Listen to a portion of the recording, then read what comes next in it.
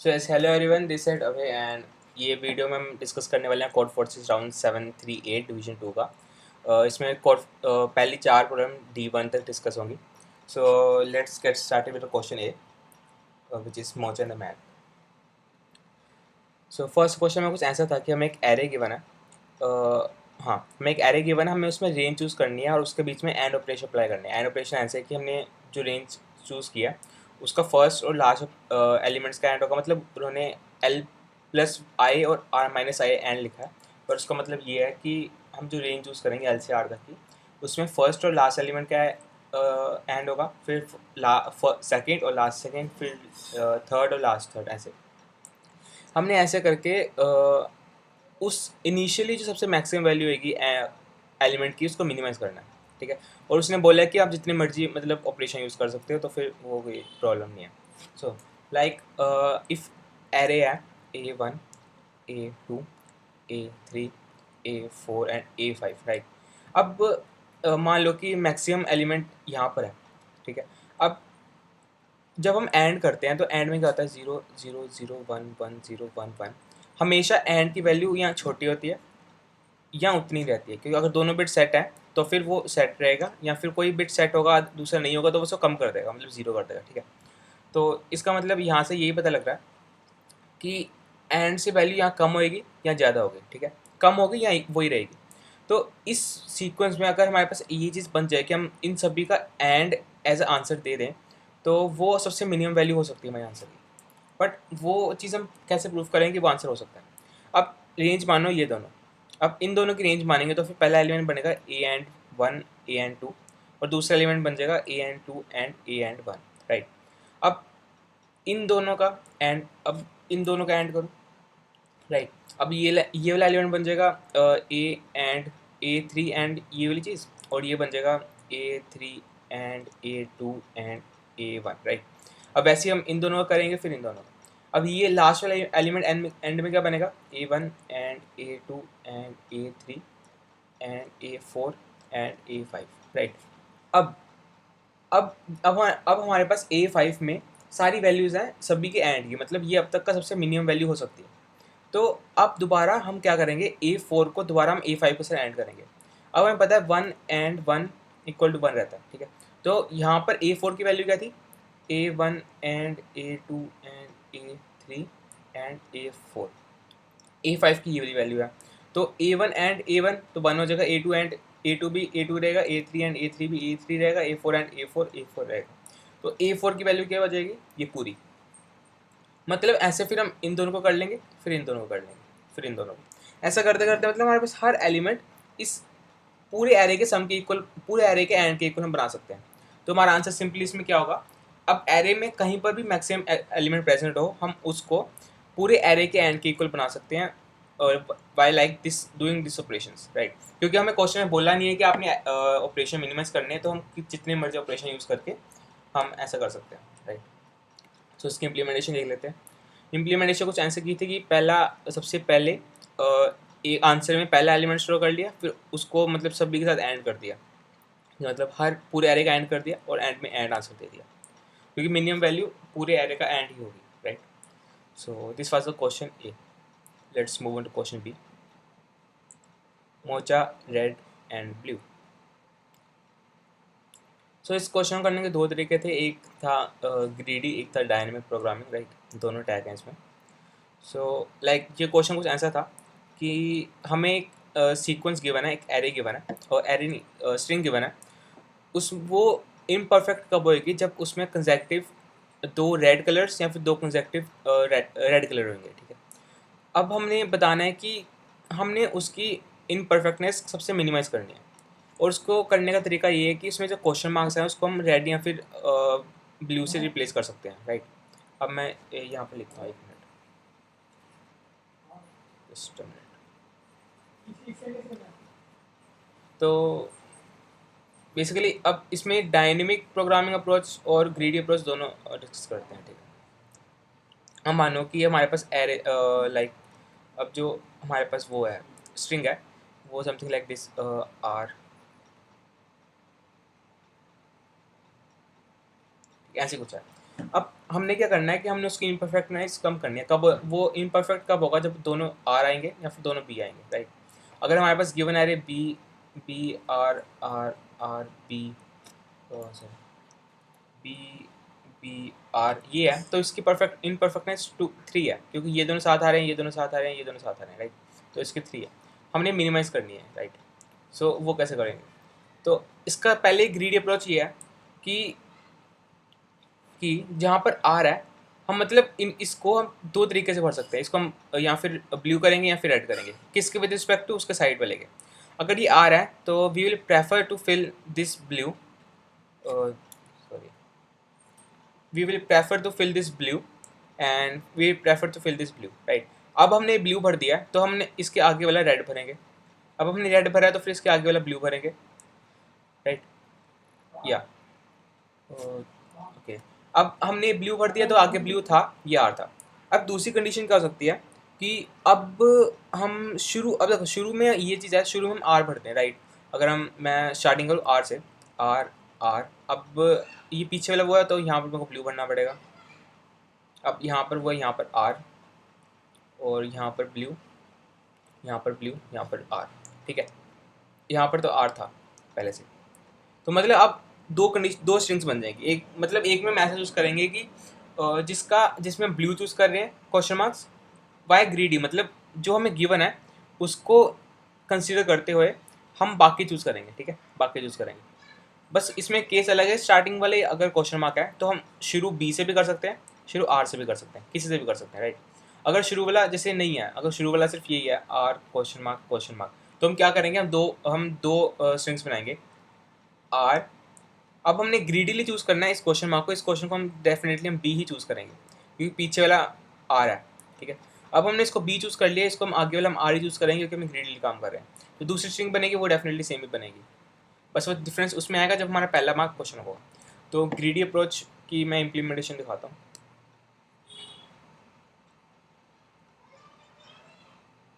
So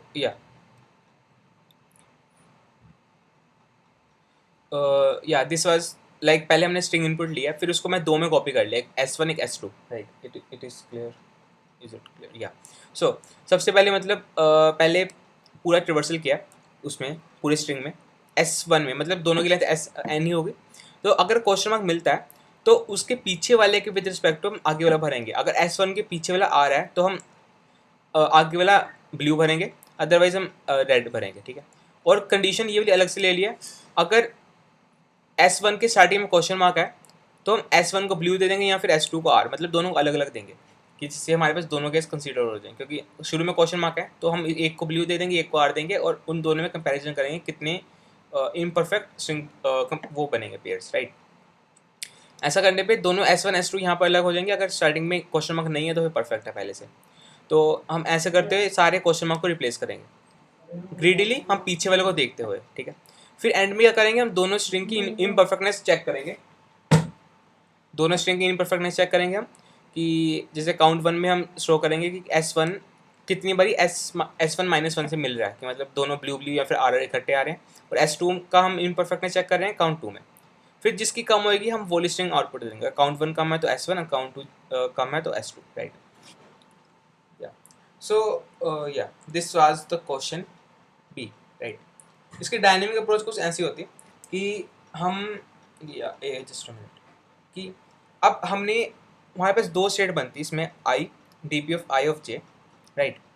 let me just clear, okay not clear, दो state आई को मजे। अब आई स्टेट बनती, हम उस इंडेक्स पे क्या वैल्यू रखेंगे, ठीक है।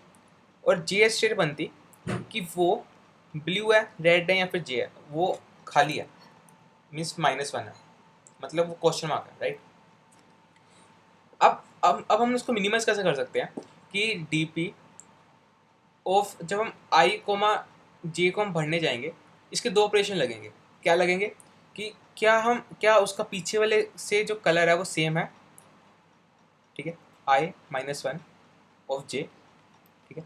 अगर सेम नहीं है तो आई मतलब क्या हम वही कलर रख के हम चल सकते हैं, या फिर पीछे वाले कलर सेम है तो फिर उसके इक्वल लेके चलेंगे, ठीक है। दो कंडीशन बनेंगी इसमें। Similarly with blue and red, और क्वेश्चन मार्क में दोनों केस फॉलो होंगे, हम वो भी रखेंगे वो भी रखेंगे, दोनों में जो मिनिमम का फॉर्म उसको लेके आगे रिकर्जन मूव करेंगे, right. So this was the dynamic programming approach. Let's move on to question C. C was mocha and hiking. So it was a like very intuitive question. Just a minute.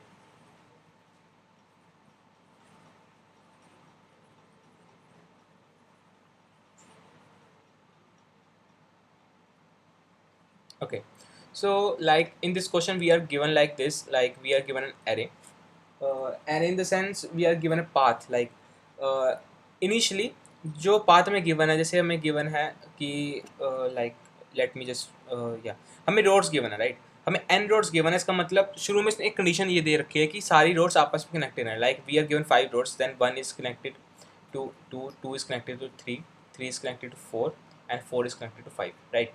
और अब उसने एक condition दे रखी है कि अब हमें हर road की एक वैल्यू गिवन है. अब उस रोड की वैल्यू या 0 होगी या फिर 1 होगी. अब वो अगर वो 0 है तो फिर वो n+1 विच इज़ ये यहाँ 5 है, तो मतलब वो 6 से कनेक्टेड है. अगर उसकी वैल्यू 1 है तो फिर 6 जो है वो उससे कनेक्टेड है, राइट. अगर इसकी वैल्यू 1 है तो मतलब 6 इससे कनेक्टेड है, इसकी वैल्यू भी 1 है तो 6 इससे कनेक्टेड है, अगर इसकी वैल्यू 0 है तो इसका मतलब 5 इससे कनेक्टेड है, राइट. अब हमने बताना है कि हमने ऐसा पाथ प्रिंट करना है जिससे हम हर रोड को हर यहाँ पर विजिट कर सकें, राइट, हर नंबर को, राइट. सो अब यहाँ पर ये चीज़ नोटिस करनी थी बस, ये वाली जो आने जाने का पाथ हो रहा है 6 के थ्रू, क्योंकि इनिशियली हमें 1 से लेकर 4, 5, 6 हमें सब कुछ गिवन है कि वो आपस में कनेक्टेड है. तो यहाँ पर पड़ा है n+1. तो हम क्या करेंगे, हम पीछे से, जैसे मान लो कि यहाँ पर हमें गिवन है 1, let me just change the colour, या जैसे यहाँ पर हमें गिवन है 5, 1, 4, 1, 3, 0, like 1, 1. So what we will do, we will find 0. हम पीछे से हम ऐसा 0 फाइंड करेंगे, ऐसा एलिमेंट फाइंड करेंगे जिसकी वैल्यू 0 है. 0 पे क्या होगा, हम शुरू से क्या करेंगे, 0 का मतलब ये है कि मैं 1 से 2 पे आया, 2 से 3 पे गया, 3 0 है तो 3 से मैं 6 पे आ गया, ठीक है. अब मैंने पीछे से पहला एलिमेंट 0 देखा है तो इसका मतलब ये है कि जो उसके पीछे एलिमेंट छूटे हैं वो पक्का 1 है, ठीक है. तो अगर उसके पीछे वाला 1 है तो मतलब 6 से मैं 4 तक जा सकता हूँ वापस, और मुझे पता है कि आगे 4 के आगे जितने भी एलिमेंट्स बचे होंगे वो आपस में कनेक्टेड है, गिवन जो हमें गिवन है कि गिवन रोड्स आपस में i+1 से कनेक्टेड है. तो यहाँ पर पाथ क्या बनेगा, 1 2 3 4 5 6, नहीं 1 2 3 6 4 5 विच इज़ कनेक्टेड. हम हर रोड को विजिट कर सकते हैं, राइट. अब मानो अब हमारे पास कोई 0 गिवन ही नहीं है, राइट. लेट्स सपोज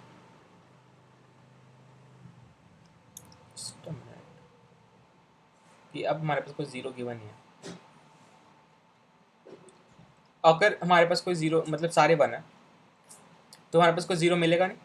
तो उस केस में क्या होगा कि हम ये हमारे पास पड़ा है 6, तो हम 1 2 3 4 5 6 जाएंगे, फिर 5 से हम 6 आ जाएंगे. मतलब हमारे पास कोई 0 मिला नहीं है तो हम लास्ट इंडेक्स से सीधा 6 पे आ जाएंगे.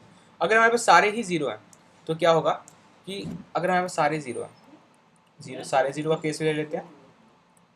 अगर हमारे पास सारे 0 हैं तो उसमें क्या होगा, यहाँ पर 6 है तो हम शुरू में ही 6 से 1 चले जाएंगे, फिर 1 से 2, 2 से 3, 3 से 4, 4 से 5, राइट. दिस बस ये चीज़ इंप्लीमेंट करनी थी इस लॉजिक में, ठीक है, इस क्वेश्चन में. तो इसकी इंप्लीमेंटेशन देख लेते हैं.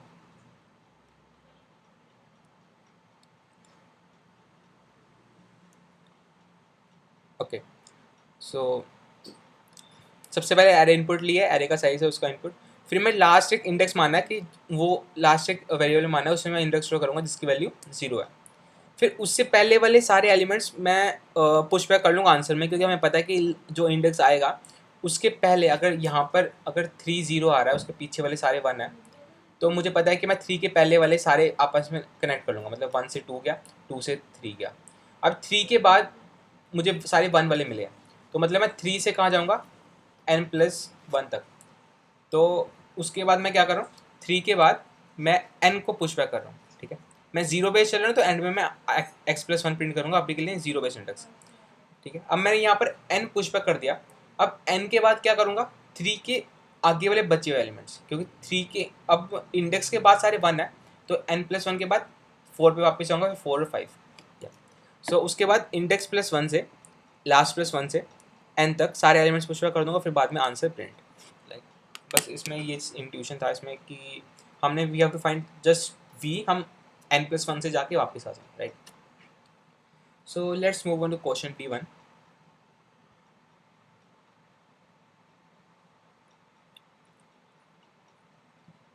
Mocha and Diana, right? So in this question we are given n, m1 and m2, like हमें दो लोग हैं यहाँ पर, मोचा एंड दियाना, वो फ्रेंड्स हैं, मतलब उन दोनों के पास अपने एक फॉरेस्ट है, ठीक है, और हमें गिवन है कि वो अनडायरेक्टेड है और उसमें कोई साइकिल्स नहीं है, ठीक है। हमें क्या करना है कि उनमें नोड्स ऐड करने हैं। हम उसमें नोड तब ऐड कर सकते हैं जब दोनों नोड्स खाली हों दोनों फॉरेस्ट में, और अगर हम एक फॉरेस्ट में कोई नोड ऐड करेंगे तो फिर दूसरे फॉरेस्ट में भी ऐड हो जाएगा, राइट। मैं जस्ट क्लियर करके डायग्राम ड्रॉ करता हूँ, एक मिनट।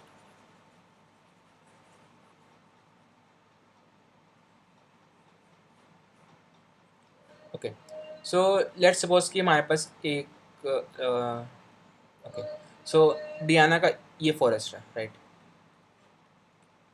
अब उसने बोला कि जरूरी नहीं है कनेक्टेड हो,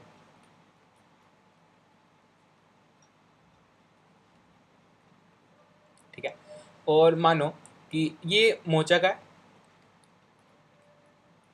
और ये डियाना का फॉरेस्ट है, मानो ये,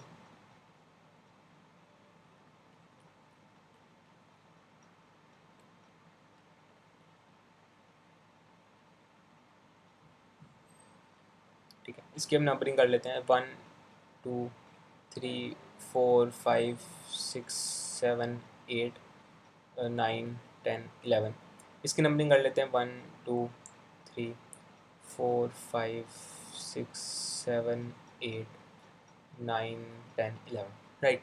अब हमने मिनिमम नोड्स ऐड करने हैं, मतलब मिनिमम राउट्स एजेस ड्रॉ करने हैं कि उसमें कोई भी साइकिल ना बने, और हम और दोनों में वो नोड प्रेजेंट नहीं होना चाहिए, ठीक है।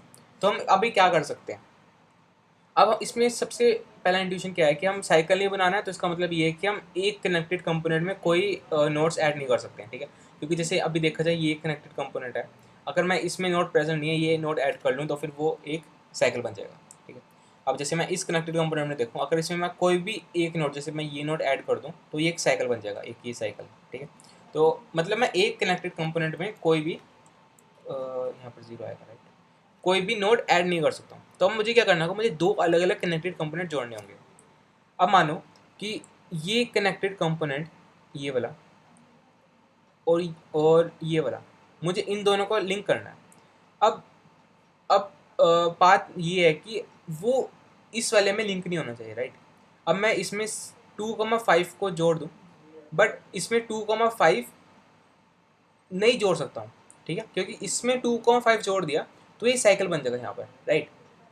तो अब बस मेन लॉजिक ये है कि इसमें हम ये चीज़ कैसे पता लगाएं कि कोई नोड जोड़ने पे दूसरे में साइकिल ना बने, ठीक है, और इनिशियली पहले वाले में वो अलग अलग कंपोनेंट्स में। तो उसके लिए हम डिसजॉइंट सेट यूनियन यूज़ करते हैं, कि मतलब उसमें वो ऐसा करेगा कि इस कनेक्टेड कंपोनेंट का लेट सपोज पेरेंट है 3, इस कनेक्टेड कंपोनेंट का पेरेंट है 4, इस कनेक्टेड कंपोनेंट का पेरेंट है 9, लेट सपोज, ठीक है। अब इसमें एक ये कनेक्टेड कंपोनेंट है, इसका पेरेंट है लेट सपोज 2, ओके। इस कनेक्टेड कंपोनेंट का पेरेंट मान लो 10, अलग अलग मान लेते हैं, ठीक, कोई ज़रूरत नहीं है मतलब सेम करने की, ठीक है। So let me change the ink colour to something purple, okay. So अब हमें क्या करना होगा, अगर अब मेरे को ये दोनों कनेक्टेड कंपोनेंट जोड़ने हैं किसी भी एजिस पे, तो इसका मतलब ये है कि इस वाले में वो जुड़े हुए नहीं होने चाहिए, ठीक है। मतलब कनेक्टेड कंपोनेंट जोड़ने का मतलब ये है कि उन दोनों के पेरेंट्स अलग होने चाहिए। अगर मैं 2,4 को जोड़ना चाहूँ तो मतलब 2 और 4 का पेरेंट्स अलग होना चाहिए। 2 का पेरेंट कौन है, 3, 4 का पेरेंट क्या है 4, तो मतलब 3 और 4 अलग है इस कंपोनेंट में। बस इस कंपोनेंट अब मुझे डियाना में देखना होगा। डियाना में क्या देखूंगा, 2 का पेरेंट कौन है 2, 4 का पेरेंट कौन है फिर 2, इसमें दोनों के पेरेंट सेम है, तो मतलब मैं एम में जोड़ सकता हूँ बट डी में नहीं, तो वो मैं पॉइंट नहीं जोड़ूंगा, ठीक है। बस अब कंडीशन क्या रखनी है दोनों में कि इसमें पहली बात ऑब्जर्वेशन ये थी कि कंस्ट्रेंट बहुत छोटे थे कि एन सिर्फ 1000 था, तो हम एन स्क्वायर अप्रोच चलाएंगे। हर वन को हम 2 से कनेक्ट करने की देखेंगे, 1 को 2 से, मतलब जो कनेक्टेड नहीं है, 1 को 2 से, 2 को 1 से 3 को, मतलब हर एक उससे। अगर दोनों में अगर जैसे मानो आई जो है, आई और जे में चेक कर रहे हैं, अगर आई कोमा जे का पेरेंट पहले वाले में सेम नहीं है, कि मतलब आई और पेरेंट ऑफ आई, मैं थोड़ा पढ़ा लिखता हूँ, एक minute, just a minute. If parent of I is not equal to parent of J in both forest, right. अगर दोनों फॉरेस्ट में दोनों के पेरेंट अलग अलग हैं, तो हम क्या करेंगे, उन दोनों को ज्वाइन कर देंगे और काउंट प्लस प्लस, राइट। बस इसमें ये चीज़ थी, इतना कुछ नहीं था, बस इंट्यूशन था। आइडिया लगना चाहिए था कि हमें सिर्फ डीएसयू बना के हर पेरेंट्स फाइंड करना है और जिनके पेरेंट्स सेम नहीं है उनको ज्वाइन कर देना। अब इसमें क्या जोड़ेंगे, 3 और 9। ये 3 और 9 का, 3 का पेरेंट क्या है 3, 9 का पेरेंट क्या है 9, इन दोनों को ज्वाइन कर देंगे। अब इन दोनों को ज्वाइन कैसे करेंगे, अब मेरे को 3 और 9 इसमें देखना पड़ेगा। इसमें 3 का पेरेंट क्या है 2, मैंने यहाँ लिखा हुआ है, और 9 का पेरेंट क्या है 10, दोनों का पेरेंट अलग है, तो यहाँ हम ज्वाइन करेंगे। इधर भी दोनों का पेरेंट अलग है, इधर भी अलग है, तो हम ज्वाइन कर देंगे, कोई साइकिल नहीं बनेगा। अगर किसी एक में भी किसी के पेरेंट सेम होंगे तो उस वाले कनेक्टेड कंपोनेंट में साइकिल बन जाएगा, जो हमें नहीं बनाना है। तो इसकी इम्प्लीमेंटेशन देख लेते हैं।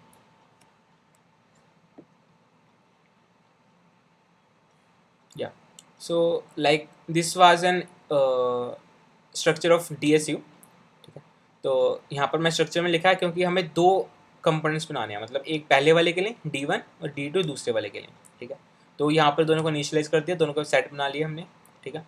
फिर इनिशियली जो हमें गिवन है कि ये आपस में पहले से ही कनेक्टेड हैं क्वेश्चन में, ठीक है। क्वेश्चन में इनपुट्स जो गिवन है हमें पता है कि यू और वी में एज है पहले वाले के फॉरेस्ट में, तो हम उनको D1 में यूनाइट कर लेंगे और M2 दूसरे वाले के D2 में यूनाइट कर लेंगे। फिर मैंने आंसर ऑफ पेयर बना लिया क्योंकि हमने एंड में पेयर बताना है कि कौन से हम यूनाइट करेंगे, कर सकते हैं बाद में। फिर यहाँ पर ब्रूट फोर्स से एन स्क्वायर अप्रोच, कि अगर पहले वाले का पेरेंट दूसरे वाले के पेरेंट की इक्वल नहीं है दोनों सेट में, D1 में भी और D2 में भी, तो मैं काउंट इंक्रीमेंट करूँगा, उन दोनों को यूनाइट कर दूंगा और आंसर में I, J पुश कर लूँगा और एंड में I, J आंसर प्रिंट कर दूँगा, right. So this was the question D और DSU full DSU brute force या constructive, all of these, right. So this was the call for round 738. If you like the video, understand the question clearly, and you can subscribe and like the channel, and you can ask the doubts in the comment section, right. So till then, thank you and happy coding. Yeah.